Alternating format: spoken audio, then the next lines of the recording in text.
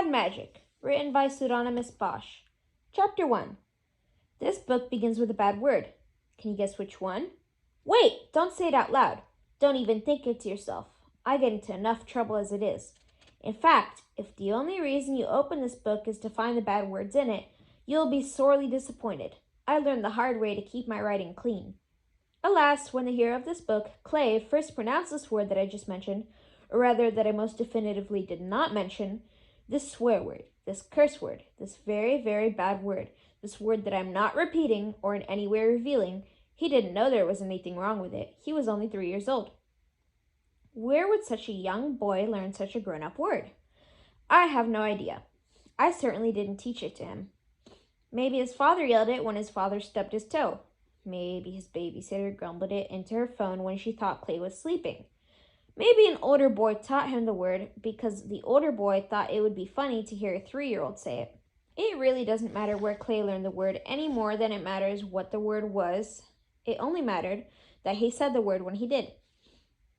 At the time of this fateful event, Clay was in a crowded elevator leaving his first dentist appointment.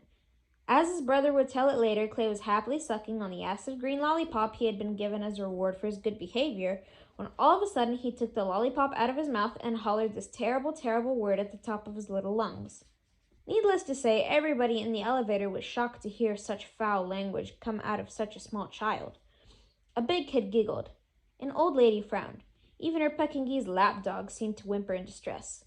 Mortified, Clay's brother, who was 12 years older than Clay and who was in charge of Clay for the afternoon, leaned into Clay's ear and whispered, "You can't say that. That's a bad word." Clay looked at his brother in confusion. "Why? What did it do?" Everybody laughed. The mood in the elevator, elevated. But that isn't the end of the story. On the bus ride home, Clay's brother couldn't get Clay's question out of his head. What did bad words do? What made them bad? Finally, he had an answer.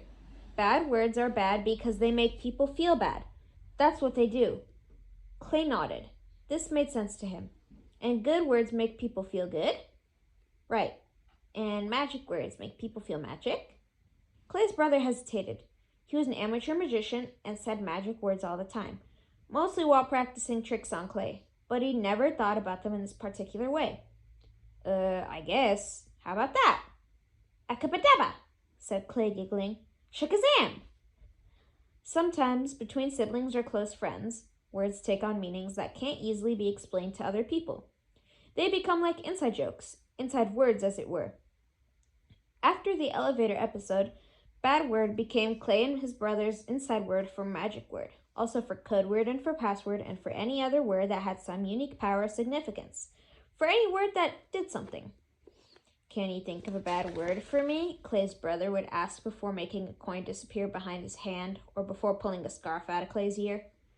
"What's the bad word?" Clay would demand, blocking his brother's access to the refrigerator or bathroom.